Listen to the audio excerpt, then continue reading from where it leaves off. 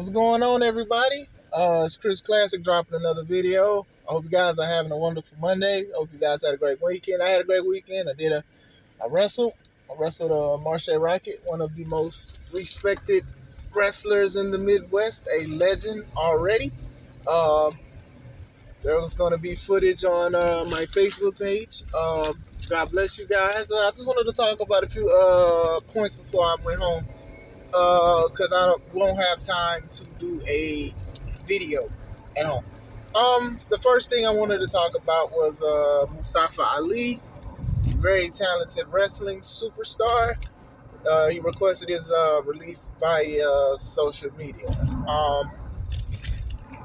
We found out, allegedly, because like I said, I don't know 100%, but they were saying like he had a falling out with Vince McMahon about a personal situation and also scrapping the character that he was trying to do. Now, if you guys know, with Mustafa Ali, he has very invested in himself as a wrestler. He uses social media to talk about and so not just social injustices, but also like his character and trying to do promos and trying to do things, trying to get a lot of people behind him. And I truly believe that he actually had a lot of people behind him. Now, if you're one of those people who watches WWE and be like, oh, well, they're not on TV, they suck, you got to change that mindset. There's a lot of talented wrestlers that unfortunately do not get the chance to show what they can do or elevate because the company says they don't see something or they might not just like them. Now, with the character that was scrapped, this isn't new from WWE. Y'all remember Emelina? You know, they didn't even give it a chance. So, you know, obviously it was a character that Mustafa was passionate about. Now, as far as him being released, I hope they release him because he's asking for a release. But WWE has that track record to where, you know, they'll keep you until your contract runs out unless something happens. Or, you know, if there was a serious injury, they will make him return those days by working. The late Brody Lee, he requested his release via social media, and then they refused him until he worked the dates that I hate saying old because injuries just happen, but the days that to complete his contract, and I forgot which guy from FTR, they did the same thing and they made them finish the obligation of the contract. Now, I don't know if Mustafa had any serious injuries or anything like that, but I think that if he wants to be let go, you know, should, you know, be mutual. You know, stuff happens. You know, I'm sure there's other things you got to do, other things he wants to do and stuff like that. You know, I think if they gave them an opportunity, I think he would have did great. I think they'd have pushed him to the moon. Like, from the things we've seen from him, he's been very impressive. You know, from the 205 live tournament to him and Cedric Alexander going against each other for the cruiserweight. And then even how a lot of people were showing how upset they were when main event had him versus Ricochet. And, you know, a couple times, and, you know, they wrestled on other shows, but it was just like, wow, why would you just do that on that when you know that this could possibly be match of the night? With that being said, you know, I'm sure there are other things that he want to do, and then, you know, when you're in WWE, you know, that's supposed to be your priority. So with him, wherever he goes, I hope and pray it makes him happy and he's at peace. And I'm saying that because a lot of people be like, well, you'll be treated better if you go here. I'm a wrestler, man. And just because somebody says that, that doesn't mean that it's necessarily true. And just because they don't do what you thought that they would do, that doesn't mean that they failed as a wrestler or they failed as a superstar. You got to watch that stuff. You know, a lot of people think that they can book and they can run a company. There's more to it than that. I'm not bragging because I'm still learning myself, but I'm just saying, you know, just hope for the best. Pray for the best for him and what he want to do. If you want to take a year off, you take a year off. If you want to wrestle, let him wrestle. Just support him. If you really support him, buy his merch, you know, do things like that. Go see him if he's, you know, in the area. You know, there's more than just saying, oh, well, you should just do this, you know. But that was one thing. what was the other thing? Oh, everybody's talking about this Forbidden Door and WWE's Forbidden Door and stuff like that. And, they might work with AEW. Oh, they might work with this. Or they might work with that. Mickie James is coming. She's the Knockouts women's champion. And she's an entrant in the Rumble. Let's do this here. All right, all of that stuff sounds dope.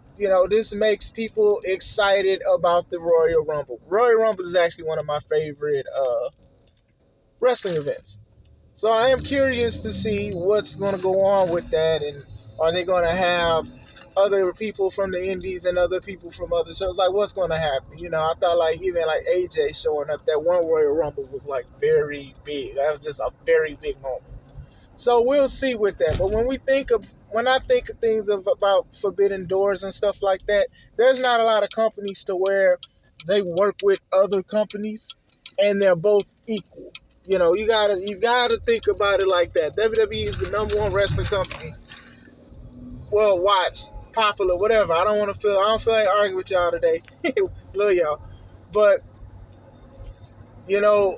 usually a company, when they work with a company like WWE, the other companies are treated kind of inferior. So I don't know what they're doing exactly, but that's something to keep in mind when people say, oh, a forbidden door is open. That means, and a lot of companies will do that. A lot of companies work with other companies and be like, okay, well, sometimes they don't work together because they don't want their champ to lose to somebody, or they don't want something to happen. They don't want their wrestlers to look weak. It happens. So keep in mind that even WWE, AEW did it with Impact. Regardless of what people say, Impact got a little boost in ratings, but they didn't really, I don't think they really benefited from Impact. I think the AEW benefited more because their champion beat their champion, Rich Swann, and then also the Good Brothers got to hang out with their friends at AEW, because they would have main ones besides Kenny Omega and Don Callis going back and forth. So, I don't think it helped Impact in the long term. It helped them, with minor with a slight spike. But at the end of the day, people cracking jokes about it now, saying that WWE mentioned Impact more than AEW. Now, that was funny. Now, my thing was, and I was critical on Impact and AEW working together, because I was like, okay, well, I see Kenny going to Impact. Why isn't Rich Swann going to AEW, beating some of the guys, to make this match a little bit more prestigious? Or even if people who didn't watch WWE didn't know who Rich Swann was, or didn't watch Independence when he was out there. So that's just the thing about the Forbidden Door. These good what ifs, those are interesting, but at the same time, somebody has to lose. Hopefully it's something good, though. It's I'm not trying to be negative, but you got to be real here. It's WWE. They helped a lot of companies, but at the same time, we knew that they were the ace boom. So that's another thing. Cody being a free agent, I don't want to say I don't care. I just think that the thing is laughable, because we got to realize that a lot of these wrestlers are signed to AEW, do independent shows already, or do other shows. So if Cody does show up to WWE, okay, cool, that's fine and dandy, but it's just and I know he's been just exclusive to AEW when he was wrestling, if his contract is really up. But that's just one of those things. It's just a lot of these wrestlers who do AEW, who are signed, who have the graphic of All Elite, they are doing other shows. They are working with other shows. They are champions at other shows. So with Cody, I don't see it no different. I don't think if he shows, I don't know. This is just a thing to make people excited, intentionally and unintentionally. If he does it, hey, cool. If he don't, cool. If he want to take a break, fine. But I don't think he's actually leaving AEW for another company. Might do other PR appearances, but that's it to me. One more thing. Charlotte. Let's talk about Charlotte, right? Charlotte is one of the, if not the best female wrestler on the planet right now.